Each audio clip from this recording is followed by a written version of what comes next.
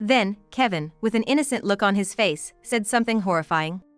"Well, your mother-in-law is gonna pass away soon, right? We're getting the inheritance, so why do we need to work?" At those words, I was beyond angry, I was simply flabbergasted. And then, Kevin continued speaking. "I visited her the other day to get some pocket money. She looked really bad. I think she doesn't have much time left. Can't wait for the inheritance. I'm so excited." Saying that, he began fiddling with his smartphone with a grin that suggested he might start humming a tune. To put it mildly, I thought he was a devil disguised as an angel.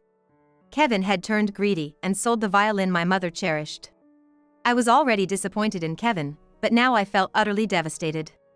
If you want to be spoiled by a woman, go ahead. If there's someone who would indulge you, then leech off them for as long as you want. But I won't ever indulge you again. You, who can only repay kindness with spite, should get a glimpse of hell. I will never forgive you. I am Catherine Thompson, a 37-year-old housewife. Last year, I married Kevin and we lived together without any children. I met Kevin at work. Once, Kevin joined the company I worked for as a temporary staff member. His elusive attitude, making it unclear if he had any motivation or not, seemed to frustrate the trainers of the new employee orientation. Eventually, the trainers handed him off to me for guidance. When I asked him why he wasn't taking the training seriously, Kevin said, "Well, the trainers were men. And old ones at that. If someone like you was in charge from the start, I would have worked harder." And with that, he gave me a mischievous smile.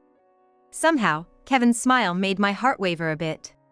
Even though he was approaching his 30s, Kevin had this charm that evoked a protective or maternal instinct. Back then, not just me, but most senior female bosses adored him. Because I was always guiding Kevin, seeing him get along with other female bosses made me feel a tinge of jealousy. Reading my feelings, Kevin once said, "I only want to be taught by you, Catherine," and gave me that carefree smile of his. That's when I started to understand why some women get hooked on those charming ladies' man. Around that time, my mother, Alice, fell ill. She always had chronic health issues, but recently she got so bad she couldn't get up. She decided not to be hospitalized and received care at home. Kevin and I worked for one of the companies managed by my mother. If something were to happen to my mother, I'd have a mountain of things to consider, including the management of the family business and financial matters. I decided to take a leave of absence from work, especially with the wish of caring for my mother. Just when I thought I wouldn't see Kevin anymore, he asked me out. He said, "Catherine, I want to be with you from now on." And so, we started dating. After dating for some time and considering marriage, I introduced Kevin to my mother. At that time, my mom, who had been looking pale due to her illness, seemed to brighten up and feel better as she talked with Kevin. I thought to myself, "That's Kevin, always charming older women." Still, I was happy to see my mother and Kevin get along so well. Later on, Kevin agreed to my strong wish to keep my family's surname, Thompson. So we decided to tie the knot. Kevin has always had a knack for being pampered. Even when we were dating, I paid for all our dates. That hasn't changed since we got married. Even a year into our marriage, Kevin never reaches for his wallet. Every time the bill comes, he always steps back a bit and looks at me with those puppy dog eyes. And with those eyes, he seems to silently plead, "Could you please pay?" Seeing him like that, I can't help but feel, oh well. And I always end up paying. Admittedly, I earn more than Kevin, who's currently a temp worker. Even after our monthly expenses, thanks to my savings, we live comfortably. When I asked Kevin if it hurt his pride as a man that I always paid, he replied nonchalantly, "What pride? It's common these days for women to be the breadwinners, ain't it?" Even as a temp worker, if Kevin put in a bit more effort, he could secure a full-time position. Up until I took my leave, I felt like I'd given him enough guidance. Not only about work but also about business etiquette and the mindset needed for his job. I also wanted Kevin to understand the responsibilities that came with marriage. However, against all my expectations, Kevin quit his job all too easily. When I pressed him for a reason, Kevin, with a seemingly innocent face, asserted a shocking statement. "Why work? Your mom's gonna pass away soon, right? We'll inherit her assets, so why bother?" I was flabbergasted and couldn't even muster anger at his words. Then Kevin continued, You know, I went to see her the other day to get some allowance, but she looked pretty bad. I think she won't last much longer. Can't wait for the inheritance. It's gonna be exciting." Saying that, he began fiddling with his smartphone, a smirk on his face as if he might start humming any second. That was the moment I realized that Kevin, to put it mildly, was a devil in an angel's disguise. I was at my mother's house again today. By the afternoon, my sister Mary had returned to our mother's house. Mary had married young, and her kids are already in college, living on their own out of state. Her husband, Bob, is on a business assignment abroad, so Mary has been staying at our mother's house lately. I take care of our mother mornings while Mary is at work. Speaking of which, Kevin came by the other day. He said he was here to pay a visit, but he just sweet-talked Mom into giving him some money and left. Isn't he working yet? Again? I thought, feeling deflated. It seems Kevin has been visiting my mother several times when I'm not around. And getting money from my mother has become a pattern. Before we got married, when I brought Kevin to meet my mom, he seemed to accidentally notice that she had a vast fortune. That's probably why he quit his job, banking on the inheritance, and keeps coming for handouts. What a leech. Indeed, the mansion where my mother lives is on the most elevated piece of land around here, and the entrance is quite impressive. This house was built by our late father, who was also quite wealthy. When he passed away, my mother took over all of his businesses and expanded the wealth even further. Now, just from her businesses alone, she has assets worth $13 million. Kevin was staring intently at that violin in Mom's room. There's a violin showcased in my mother's room. It seems to be a keepsake from our father, who once aspired to be a musician. No matter how wealthy she became, our mother often said there's nothing more precious than that violin. It was so Kevin to have the sharp instincts to notice the value of that violin. "Mary, next time Kevin comes over, you don't have to give him any money." But Mom keeps giving it to him. It's really frustrating. I felt defeated again. Though I've only been married to Kevin for just over a year, I need to consider our future together. Seeing me downcast, Mary reached out. "There are men who live off women with money, you know. Kevin probably lived like that too. Don't worry, if you decide to divorce, I'm on Catherine's side." Mary's words were a great comfort. Perhaps Kevin will change in the future. Divorce was always an option, so I decided I would think about it if and when necessary. One day, my mother's condition took a sudden turn for the worse. After eating a little breakfast, she went to sleep but suddenly began to struggle. Luckily, both my sister and I were at Mom's house that morning, so we noticed right away. Mom fell into a coma. The doctor who arrived told us to prepare for the worst, and both Mary and I struggled to keep our composure. Somehow, Mom held on till the next day. During that time, Mary's kids and Bob, who came from abroad, visited. Yet, despite having taken so much allowance from her, Kevin was nowhere to be seen. It might be the last chance to see my mother. Late that night, surrounded by her family, my mother passed away. I believe her last moments were peaceful. Bob and the kids were crying with sorrow. I was heartbroken too. Since the doctor had told us to be prepared, Mary and I could swiftly move on to the next steps. Planning the funeral, notifying various people. Thanks to our prior preparations, things proceeded relatively smoothly. I sent Kevin a message, telling him about Mom's passing and the details of the funeral. It was obvious from the checkmark on the message that he read it, but he didn't reply. Perhaps he's in shock, I thought, and waited for him to show up at the funeral. At the funeral, Mary and I greeted the people who had close friendships with Mom during her lifetime. Executives from her company, longtime friends, so many gathered for her. Knowing how much she was loved by everyone, my heart swelled with emotions. Then, Bob approached us, looking very distressed. "I went to bring the violin Mom cherished to place it at the venue, but it's gone," he exclaimed. I couldn't help but exclaim. "What?" We had been so busy from the time Mom passed until the funeral and had left Mom's house unattended. Could it have been robbed during that time? Mary looked surprised too. I remembered what Mary had told me the other day. She said that Kevin was watching the violin intently. I quickly called Kevin, who hadn't yet appeared at the funeral. To my surprise, he answered after only 2 rings. "Hey Kevin, what are you up to? Aren't you coming to the funeral? Where are you?" Maybe because I was firing questions at him, Kevin laughed over the phone. You're bombarding me with questions, that's kinda funny. Your mother passed away, right? It took longer than I thought. I've been waiting and I'm kinda tired. I wanted to yell at Kevin for his insensitive remark, but I held back, urging him to come to the funeral right away. Then Kevin made another shocking statement. I'm kinda in the middle of something right now. You know the violin in your mom's room? The one called a Barius or something? There's a collector who wants to buy that old thing, and I'm in the middle of selling it. I couldn't believe my ears. Kevin was selling my mother's violin. Kevin, stop that process right now. Do you want trouble? I desperately tried to stop him. That violin is something that should never be sold. No can do. The buyer is really eager, and they've got the cash ready. Well, gotta go. Good luck with the funeral. See ya.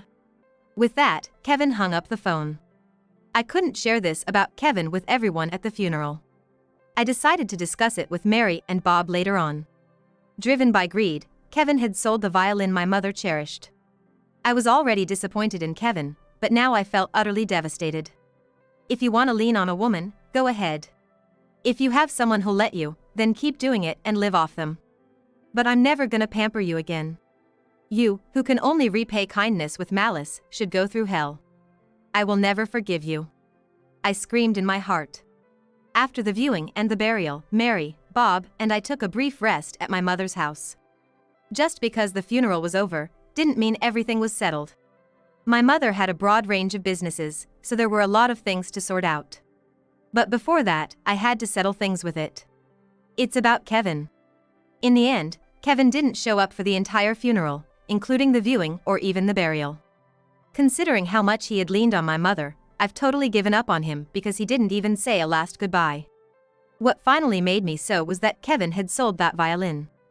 I hadn't yet told Mary and Bob about it. Anyway, I wonder where Mom's violin ended up. Depending on the situation, we might need to consult with the police.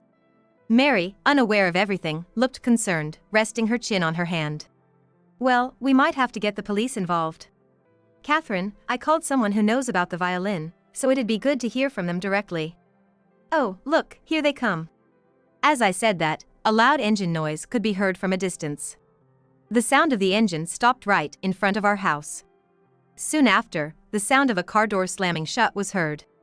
And just as I thought that, without even ringing the doorbell, Kevin burst into the house. Hey, Catherine, sorry I missed the funeral. Did a lot of sympathy money come in? Is he really, being as insensitive as this extent, a human? Mary and Bob clearly looked displeased. Kevin, why didn't you show up at the viewing or the burial? After all the things Mom did for you, aren't you sad about her passing? I tried to keep my anger in check as I confronted Kevin a bit. Kevin replied sarcastically. Well, I'm sad, you know? I won't get any more allowance, right? When I use Mom's money for the slot machines, I win quite often. Guess folks who are good with money have luck as well. And without waiting for me to bring it up, he started talking about the violin himself. Turns out, you can't get an inheritance right away. I couldn't wait for all the legal procedures, so I asked an acquaintance to sell the violin at Mom's room. At Kevin's words, Mary's eyes widened in shock. What? You sold it? That violin? Bob, sitting next to her, looked just as stunned. Yeah, and I sold it for $170,000, so I went ahead and bought a car. Hearing this, Mary burst out laughing, her face turning bright red. A moment later, Bob also broke into loud laughter. Only Kevin looked baffled. Did you really sell it for $170,000? Mary couldn't stop her laughter. Kevin looked at me with a scowl, as if saying, What do you mean? All I could say was, I'm sorry for your loss. Now, Kevin's face turned beet red with anger. It was a rare expression for Kevin, who normally never got angry. I began to feel amused. Was that loud car just pulled up yours? I teased Kevin, asking him. Kevin, trying to keep a straight face, began to brag about his car which he claimed to have bought for $170,000. Oh yeah. You know this house is right on top of a steep hill, right? It used to be tough getting up here, but that car has some serious horsepower. So, hills like this are no issue at all. Kevin sounded so smug, it was comical. Watching him, Mary, who had been laughing her head off, chimed in. Kevin, you made a mistake. You shouldn't have sold that violin. It might even be illegal. That violin is a replica. Kevin looked bewildered for a moment. Even if it's a replica, it's crafted so well that an amateur might not tell the difference. Mary continued. However, for someone who loves violins enough to collect them, they'd spot the difference in an instant. My dad wanted to be a musician when he was young. But, of course, he didn't have much money back then. He couldn't afford a real violin he always admired. One day, he got a replica that looked just like the real thing. Still, my dad cherished that violin. He even played it when he proposed to my mom. She was so happy with it, even after my dad passed away, she took good care of that violin. Listening to Mary, Kevin's expression grew tense. I wondered how and to whom he had sold it. He probably chose a shady dealer. I had a certificate with it. When I said it was owned by a wealthy person and came with a certificate, someone wanted to buy it immediately. Both Mary and I sighed. His thinking was just too naive. Kevin, you should have checked it carefully. That wasn't a certificate. It was a love letter from my dad to my mom, mimicking a certificate. He probably gave it to Mom when he proposed her. I wonder how the buyer will react when they see it. It's gonna be interesting, I said. Kevin's face turned pale. Honestly, I couldn't feel sorry for Kevin at all. Even if it was a replica, he had no right to sell Mom's cherished possession. I was not about to let him off the hook. At that moment, Kevin's cell phone rang. With a pale face, Kevin answered the call. Hello? As he said it, I could hear the furious shouting from the other end of the line. Hey, Kevin, what did you do? The buyers lodged a complaint. They said it was clearly a fake, they could tell at a glance. They're demanding $170,000 back now. They said they're gonna report you to the police if you don't pay. Just as I had thought. The person on the phone was probably the broker who had facilitated the sale. It's questionable that the broker didn't verify the item properly, and the buyer, for wanting to buy such a rare item for immediate cash without proper verification, is equally to blame. In any case, it doesn't seem like a legitimate transaction. Anybody who have a good judge can tell a knockoff from the real deal in a heartbeat. Even though it was my mom's treasured item, there's no way it's worth $170,000. Given that the certificate of authenticity is clearly a joke, the excuse of not knowing it's a fake might not fly. Kevin was desperately trying to reason with the broker, but it looked like his only options were to refund the money or face the police. Just after buying a new car, Kevin ended up having to part with it. He hung up, looking utterly defeated. Watching him, Mary and her husband were smirking as if to say, I told you so. As for me, as long as my mother's precious violin returns, I'm good. About that violin though. Doing wrong is still wrong. More misfortune awaited Kevin. Bob, who had remained quiet until now, finally spoke up. By the way, Kevin, if you're planning to sell your car, where is it? Didn't you drive here? At Bob's words, I too peeked out the window at the front door. Indeed, Kevin should have arrived by car, but Kevin's car wasn't where it was supposed to be parked in front of the entrance. That can't be, I locked it. Oh, no! Realizing something, Kevin rushed outside barefooted, only to find his car had rolled down the street and crashed into the fence of a large house down the hill. Geez, did he forget to set the handbrake or something? I sighed, watching Kevin race towards his wrecked car. Unfortunately, the car hit from the hood and the front of the car was smashed in. It might be tough to sell. It seems it's going to cost a fortune to get it fixed. That house the car hit, isn't that the old mob boss's place that's been there for years? Tough break, Kevin. I silently muttered sorry for your loss to myself again.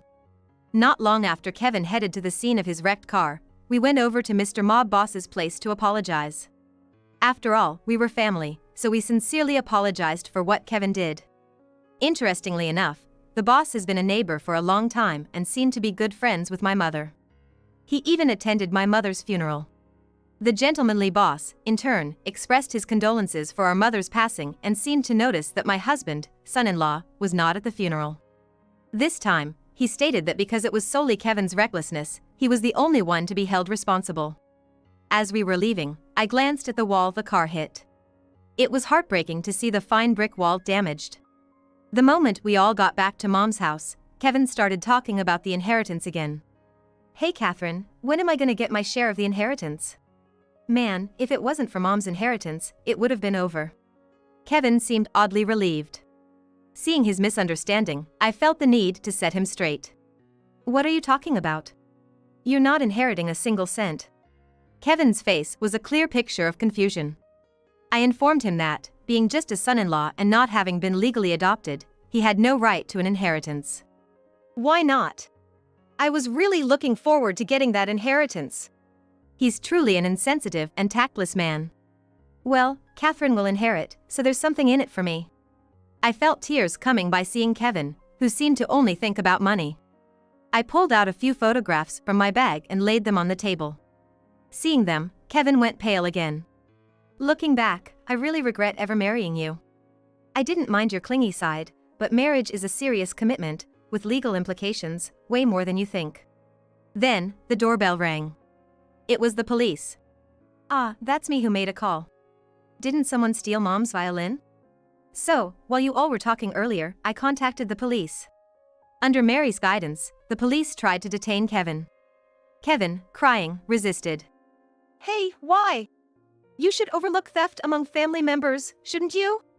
His loud admission of the theft was so naive, it almost made him seem adorable. From an outsider's perspective, at least. Although he called it family, it wasn't the case he lived with. Even if I inherited it as an inheritance, it's still considered personal property, so it can't escape being theft. I watched Kevin's back as he was put into the police car and whispered. Goodbye. Mom, I'm sorry for causing so much worry this time. If you have something to say, feel free to visit me in my dreams.